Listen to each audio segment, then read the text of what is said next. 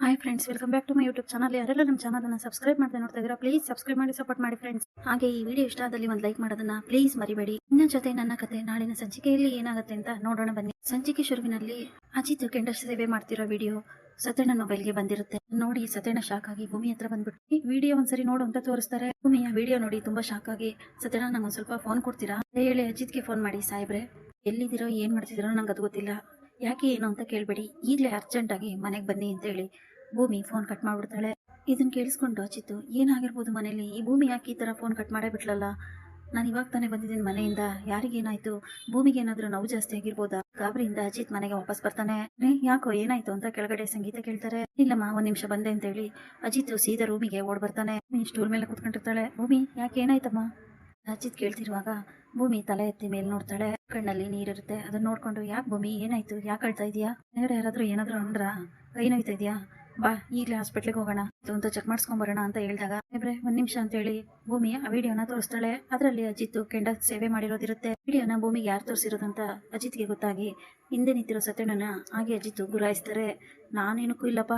ಸತ್ಯಣ್ಣ ಕೈನ ಅಲ್ಲಾಡಿಸ್ತಾ ಇರ್ತಾರೆ. ಭೂಮಿ ಅದು ಅಂತ ಹೇಳಿದಾಗ ಏನಿಲ್ಲ ಸಾಹೇಬ್ರೆ, ನೀವು ಈ ತರ ಎಲ್ಲ ಯಾಕೆ ಮಾಡಿದ್ರಿ, ಯಾಕೆ ನನ್ನ ಹತ್ರ ಮುಚ್ಚಿಟ್ರಿ ಅಂತ ಭೂಮಿ ಕೇಳ್ತಾಳೆ. ಭೂಮಿ ಅದು ಅಂತ ಅಜಿತ್ ಹೇಳ್ತಾನೆ. ಹೇಳಿ ಸಾಹೇಬ್ರೆ ಹೀಗ್ ಮಾಡಿದ್ರಿ, ಇದನ್ನೆಲ್ಲ ನೀವ್ ಯಾವಾಗಿಂದ ನಂಬೋದಕ್ ಶುರು ಮಾಡಿದ್ರಿ, ನನಗೋಸ್ಕರ ಹೇಳಿ ಸಾಹೇಬ್ರೆ ಯಾಕೆ ಹಿಂಗ್ ಮಾಡಿದ್ರಿ ಅಂತ ಮತ್ತೆ ಭೂಮಿ ಕೇಳ್ತಾಳೆ. ಹೊತ್ತು ನೀನ್ ಈ ಪರಿಸ್ಥಿತಿಲಿ ಈ ತರ ದೇವ್ರ ಮೊರೆ ಹೋಗದೆ ನನಗೆ ಬೇರೆ ದಾರಿ ಇರ್ಲಿಲ್ಲ ಭೂಮಿ. ಸ್ವಲ್ಪ ಹೊತ್ತಲ್ಲೇ ನೀನು ಪ್ರಜ್ಞೆ ಬರ್ಬೇಕು, ಇಲ್ಲ ಅಂದ್ರೆ ನೀನು ಕೋಮಕ್ ಹೋಗ್ತೆ ಅಂತ ಡಾಕ್ಟರ್ ಹೇಳಿದ್ರು. ಅವ್ರು ಹೇಳಿದ ಮಾತು ಕೇಳಿದ್ಮೇಲೆ ನಾನಾಗಿರ್ಲಿಲ್ಲ. ಯಾಕಂದ್ರೆ ನೀನಿರೋ ಪರಿಸ್ಥಿತಿಗೆ ಗೊತ್ತಿದ್ದೋ ಗೊತ್ತಿಲ್ದೇನೋ ನಾನೇ ಕಾರಣ ಆಗಿದ್ದೆ. ನೀವು ನನಗೋಸ್ಕರ ಗುಂಡೇಟ್ ತಿಂದು ಮಲಗಿದ್ದೆ, ಡಾಕ್ಟ್ರು ಚೆಲ್ಲಿದ್ರು, ಆಗ ನನಗೆ ಕಾಣಿಸಿದ್ದು ದೇವ್ರು ಮಾತ್ರ. ನಿನಗೆ ಏನೇ ಕಷ್ಟ ಬಂದ್ರು ನೀನು ದೇವ್ರ ಮುಂದೆ ಹೋಗಿ ನಿಲ್ತೀಯ. ನಾನು ಕೂಡ ನಿನ್ನ ಉಳಿಸ್ಕೊಳ್ಳೋದಕ್ಕೆ ದೇವ್ರ ಹತ್ರ ಹೋಗಿದ್ದೆ. ನಿಮಗೆ ದೇವಸ್ಥಾನಕ್ಕೆ ಹೋದ್ಮೇಲೆ ಗೊತ್ತಾಯ್ತು ಇದ್ದವ್ರು ಯಾಕೆ ಕೆಂಡದ ಮೇಲೆ ನಡೆದ್ರೆ ಏನ್ ಅನ್ಕೊಂತಿರೋ ಅದಾಗುತ್ತೆ ಅಂತ ಪುರೋಹಿತರು ಕೂಡ ಹೇಳಿದ್ರು.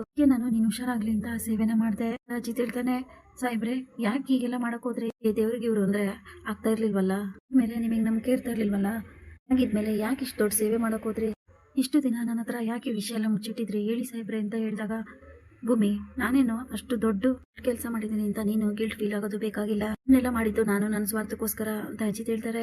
ಸ್ವಾರ್ಥನ ಏನೋ ಹೇಳ್ತಾ ಇದೀಯ ಅಜಿತ ಅಂತ ಸತ್ಯನ ಕೇಳಿದಾಗ ಸಾಕ್ಷಿ ಎಂತ ದೊಡ್ಡ ಕೆಟ್ಟ ಹೆಂಗ್ಸು, ಕ್ರಿಮಿನಲ್ ಹೆಂಗ್ಸು ಅಂತ ಗೊತ್ತಿದ್ದು ಕೂಡ ಭೂಮಿನ ನಾನು ಅಲ್ಲಿ ಕಳಿಸ್ದೆ, ಮಾಡಿರೋ ಮೊದಲನೇ ತಪ್ಪು. ಅದು ಅಲ್ಲದೆ ಬೇರೆಯವ್ರ ಮೇಲೆ ನಂಬಿಕೆ ಇಟ್ಟು ನಿನ್ನ ಹುಲಿ ಬೋನಿ ಕಳಿಸಿದ್ದು ಎರಡನೇ ತಪ್ಪು ಹೇಳಿ ಅಜಿತ್ ಸತ್ಯನ ಕಡೆ ನೋಡ್ತಾರೆ. ಆಗ ಸತ್ಯನ ತಲೆ ತೆಗೆಸ್ಕೊಂಡು ನಿಂತ್ಕೊಂತಾರೆ.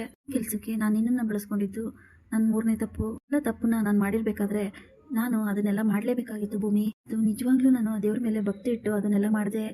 ಅನ್ನೋ ರೀತಿಯಲ್ಲೂ ನಿನ್ಗೂ ಪ್ರಜ್ಞೆ ಬಂತು, ಹುಷಾರಾಗ್ಬಿಟ್ಟೆ ಅಂತ ಅಜಿತ್ ಹೇಳ್ತಾನೆ. ನಿಮ್ ಕಾಲಿಗೆ ನೀಟಾಗಿಲ್ವ ತಾನೆ, ಕಾಲೇನಾದ್ರೂ ಸುಟ್ಟಿದೆಯಾ ಸಾಹೇಬ್ರೆ ಅಂತ ಭೂಮಿ ಕೇಳ್ತಾಳೆ. ನನ್ನ ಕಾಲಿಗೆ ಏನೂ ಆಗಿಲ್ಲ, ಶ್ರವಣ ಮಾವನ ಅವತ್ತು ಜೊತೆಗೆ ಇದ್ರು, ಅವರೇ ಚೆಕ್ ಮಾಡಿದ್ರು. ದೊಡ್ಡ ಸಾಹೇಬ್ರ ಅಲ್ಲೇನ್ ಮಾಡ್ತಾ ಇದ್ರು, ಅವರು ನಿನಗೋಸ್ಕರ ಮೃತ್ಯುಂಜಯ ಜಪ ಮಾಡ್ತಾ ಇದ್ರು ಶಿವನ್ ಮುಂದೆನೆ ಅಂತ ಅಜಿತ್ ಹೇಳ್ತಾನೆ.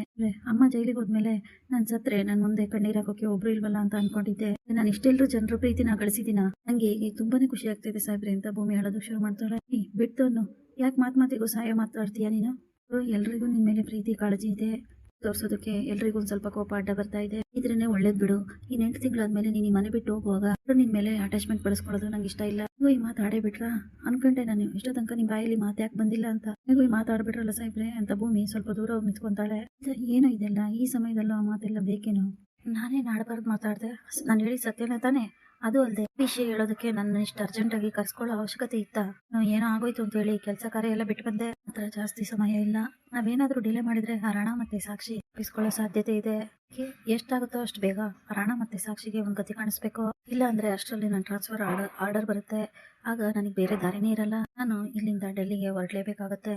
ಅಜಿತ್ ಹೇಳಿದಾಗ ಇಲ್ಲ ಸಾಹೇಬ್ರೆ ಅವ್ರನ್ನ ಸುಮ್ನೆ ಬಿಡಬಾರ್ದು, ಪುರುಷೋತ್ತಮ್ ಸಾವಿಗೆ ರಾಣನೇ ಕಾರಣ ಅಂತ ಈಗ ಗೊತ್ತಾಗಿದೆ, ಹೀಗಿರುವಾಗ ಅವನನ್ನ ಸುಮ್ನೆ ಬಿಟ್ರೆ ಇನ್ನು ಎಷ್ಟು ಜನರನ್ನ ಕೊಲೆ ಮಾಡ್ತಾನೋ ಏನೋ, ಎಷ್ಟು ಬೇಗ ಅವನ್ನ ಜೈಲಿಗೆ ಕಳಿಸ್ಲೇಬೇಕು ಅಂತ ಭೂಮಿ ಹೇಳ್ತಾಳೆ. ಅವನಿಗಿಂತ ಮುಂಚೆ ಅವನ ಮಗಳು ಸಾಕ್ಷಿಗೆ ಸರಿಯಾಗಿ ಪಾಠ ಕಲಿಸ್ಬೇಕು, ಅಷ್ಟು ಧೈರ್ಯ ಇದ್ರೆ ಅಷ್ಟು ಜನಗಳ ಮುಂದೆ ನಿನಗೆ ಗುಂಡಾರಿಸ್ತಾಳ, ಇದಕ್ಕೆಲ್ಲ ತಕ್ಕ ಉತ್ತರ ಕೊಡ್ತೀನಿ ನಾನು ಅಂತ ಅಜಿತ್ ಹೇಳಿದಾಗ ಅದ್ರೇನ ನಂಗೆ ಸ್ಟೇಷನ್ ಅಲ್ಲಿ ಕೆಲಸ ಇದೆ, ನಾನೆಲ್ಲ ಅಲ್ಲೇದಲ್ಲೇ ಬಿಟ್ಟು ಬಂದಿದ್ದೀನಿ, ನಾನೀಗ ಸ್ಟೇಷನ್ಗೆ ಹೋಗ್ತೀನಿ, ಏನಾದ್ರೂ ಇದ್ರೆ ನೀವು ಸ್ಟೇಷನ್ಗೆ ಬನ್ನಿ ಸತ್ಯಣ್ಣ ಅಂತ ಹೇಳ್ಬಿಟ್ಟು ಭೂಮಿ ಗೊತ್ತು ತಾನೆ ನೀನ್ ಅದು ಇದು ಅಂತ ಕೆಲಸ ಮಾಡೋಂಗಿಲ್ಲ, ಫುಲ್ ರೆಸ್ಟ್ ಮಾಡ್ಬೇಕು ಅಂತ ಅಜಿತ್ ಹೇಳ್ತಾನೆ.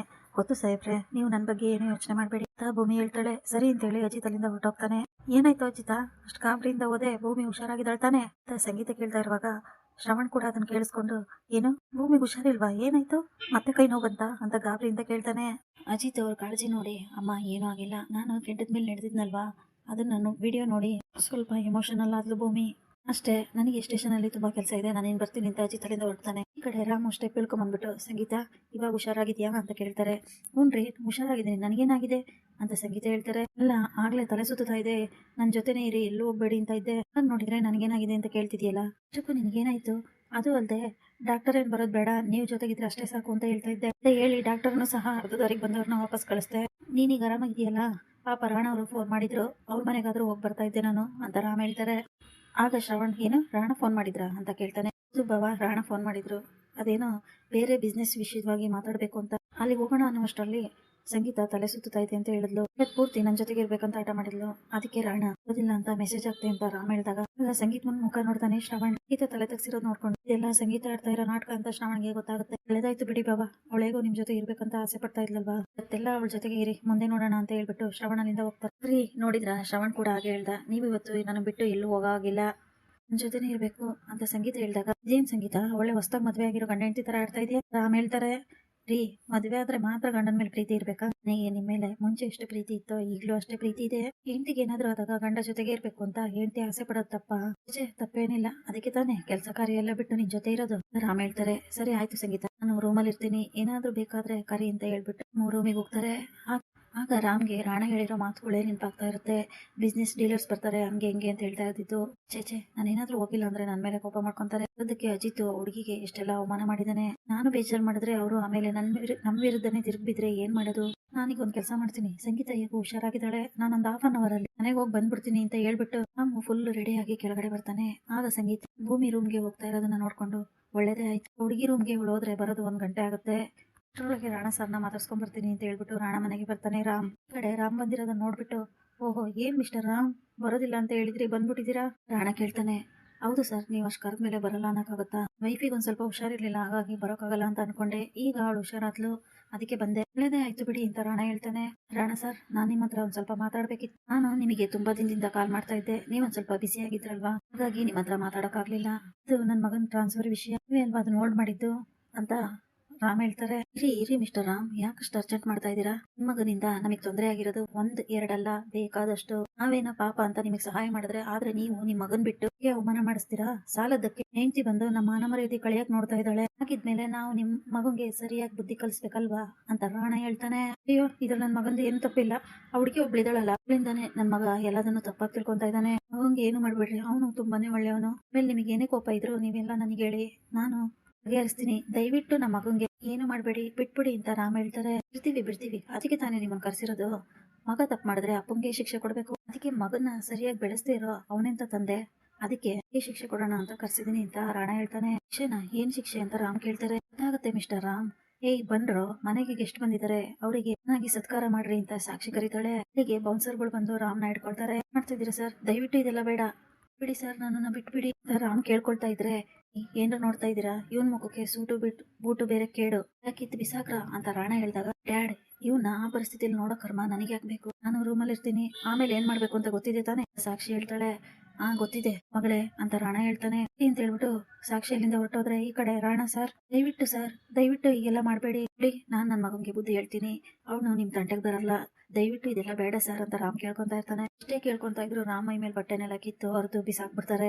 ಬರೀ ಪಟಾಪಟಿ ಚಟಿಯಲ್ಲಿ ನಿಲ್ಲಿಸ್ತಾರೆ. ಎಲ್ಲ ರಾಣ ನಿನ್ಗಡೆ ಇರೋ PA ವಿಡಿಯೋ ಮಾಡ್ತಾ ಇರ್ತಾನೆ. ನೋಡಿದ್ಯಾ ನಿನ್ ಮಗ ಮಾಡಿರೋ ತಪ್ಪಿಗೆ ನಿನಗೆ ಎಂತ ಶಿಕ್ಷೆ ಅಂತ, ನಿನ್ ಮಗ ಇದನ್ನೆಲ್ಲ ನೋಡಿ ಜೀವನ ಪರ್ಯಂತ ನಾವು ಅನ್ಭವಿಸ್ತಾನೆ, ಅದೇ ನಾವು ಅವನಿಗೆ ಕೊಡೋ ಶಿಕ್ಷೆ. ನಮ್ಮನ್ನ ಎದುರಾಕೊಳ್ಳಕ್ಕೆ ನಿನ್ ಮಗುಗೆ ಎಷ್ಟು ಧೈರ್ಯ, ಎತ್ಕೋ ನೀನು ನಿನ್ ಮನೆವರೆಗೂ ಹೀಗೆ ಹೋಗ್ಬೇಕು, ನಿನ್ ಮಗನಿಗೆ ನಾವು ಕೊಡೋ ಶಿಕ್ಷೆ ಅಂತ ಹೇಳ್ಬಿಟ್ಟು ಅವನು ನಮ್ಮ ಮನೆಯಿಂದ ಆಚೆ ಹೋಗ್ತಾರೆ. ಈ ಕಡೆ ಸಾಕ್ಷಿ ಬಂದ್ಬಿಟ್ಟು, ಡ್ಯಾಡ್ ಎಲ್ಲ ಮುಗಿತಾ ಅಂತ ಕೇಳಿದಾಗ, ಹ್ಞೂ ಮಗಳೇ ಅಂತ ಹೇಳ್ತಾರೆ. 1 ನಿಮಿಷ ಇರಿಯಪ್ಪ, ಅಜಿತ್ಗೆ ಫೋನ್ ಮಾಡ್ತಾಳೆ ಸಾಕ್ಷಿ. ಈ ಕಡೆ ಸತ್ಯಣ್ಣನ ಜೊತೆ ಅಜಿತ್ ಇರ್ತಾರೆ. ಅಜಿತ್ ಫೋನ್ ರಿಂಗ್ ಆದಾಗ ಇವಳು ಯಾಕೆ ಫೋನ್ ಮಾಡ್ತಾ ಇದ್ದಾಳೆ, ಅಜಿತ್ ಹೇಳ್ತಾನೆ, ಯಾರು ಅಂತ ಸತ್ಯಣ್ಣ ಕೇಳ್ತಾರೆ. ಇನ್ಯಾರು, ರಾಣ ಮತ್ತೆ ಅವ್ರ ಮಗಳ ಸಾಕ್ಷಿ, ಇನ್ನೂ ವಿಷಯ ಇದ್ರೆ ಫೋನ್ ಮಾಡ್ತಾರೆ, ಏನ್ ಕೇಳು ಅಂತ ಸತ್ಯಣ್ಣ ಹೇಳ್ತಾರೆ. ಆಗ ಫೋನ್ ರಿಸೀವ್ ಮಾಡ್ತಾನೆ ಅಜಿತ್. ಹಲೋ ಮಿಸ್ಟರ್ ಅಜಿತ್, ನಿಮ್ಗೆ ಒಂದ್ ಸೂಪರ್ ಮೂವಿ ಕಳ್ಸಿದೀವಿ, ಅದನ್ನ ನೋಡಿ, ಯಾಕಂದ್ರೆ ನಮ್ ತಂಟೆಗೆ ಬಂದ್ರೆ ಏನಾಗುತ್ತೆ ಅಂತ, ನಿಮ್ಗೆ ಜಸ್ಟ್ ಒಂದ್ ಟ್ರೈಲರ್ ಇದು, ಪಿಕ್ಚರ್ ಇನ್ನು ಬಾಕಿ ಇದೆ ಆಯ್ತಾ ಅಂತ ಹೇಳ್ಬಿಟ್ಟು ಅಂತ ಸಾಕ್ಷಿ ಫೋನ್ ನ ಕಟ್ ಮಾಡ್ತಾಳೆ. ಈ ಕಡೆ ಅಜಿತ್ ವಿಡಿಯೋ ನೋಡ್ತಾನೆ. ರಾಮ್ಗೆ ಸಿಕ್ಕಾಬಿಟ್ಟೆ ಅವಮಾನ ಮಾಡಿರ್ತಾರೆ. ವಿಡಿಯೋ ನೋಡಿ ಅಜಿತ್ಗೆ ಕಣ್ಣೀರ್ ಬರ್ತಾ ಇರುತ್ತೆ, ಅದ್ರ ಜೊತೆಗೆ ಕೋಪನೂ ಬರುತ್ತೆ. ಫೋನನ್ನ ಗಟ್ಟಿಯಾಗಿ ಕೈಲಿಡ್ಕೊಂಡು ಜೋರಾಗಿ ಅಜಿತ್ ಕಿರಿಸ್ತಾನೆ. ಸತ್ಯಣ್ಣ ಅಜಿತ್ಗೆ ಸಮಾಧಾನ ಮಾಡ್ತಾರೆ. ಸತ್ಯಣ್ಣ, ನಾನು ಅಷ್ಟು ಹೇಳ್ದೆ ನಮ್ ಡ್ಯಾಡಿಗೆ ಅವ್ರ ಸವಾಸ ಬೇಡ ಅಂತ, ಇಂದ ದೂರ ಇರೋಣ ಅಂತ. ಆದ್ರೆ ನನ್ ಮಾತನ್ನ ಕೇಳ್ದೆ ಅವ್ರ ಹತ್ರ ಹೋಗಿ ಡ್ಯಾಡ್ ಎಂತ ಪರಿಸ್ಥಿತಿ ತಂದ್ಕೊಂಡ್ರು ನೋಡಿ ಸತ್ಯಣ್ಣ. ಹಣ ಮತ್ತೆ ಸಾಕ್ಷಿ ನನ್ ಮೇಲೆ ಇರೋ ಕೋಪಕ್ಕೆ ಡ್ಯಾಡ್ಗೆ ಅವಮಾನ ಮಾಡಿದ್ದಾರೆ. ಪಾಪ ಸತ್ಯಣ್ಣ ಅವರು, ಪಾಪ ಸತ್ಯಣ್ಣ ಅಪ್ಪ ಇಲ್ಲಿ ತನಕ ಒಬ್ರಿಗೂ ಮೋಸ ಮಾಡಿದವರಲ್ಲ, ಅವರಿಗೆ ಇಂಥ ಶಿಕ್ಷೆ ಯಾಕೆ ಸತ್ಯಣ್ಣ, ಯಾಕೆ ಅಂತ ಅಜಿತ್ ತುಂಬಾ ದುಃಖದಿಂದ ಹೇಳ್ತಾ ಇರ್ತಾನೆ. ಇಲ್ಲಿಗೆ ಈ ಸಂಚಿಕೆ ಮುಕ್ತಾಯವಾಗುತ್ತದೆ. Thanks for watching.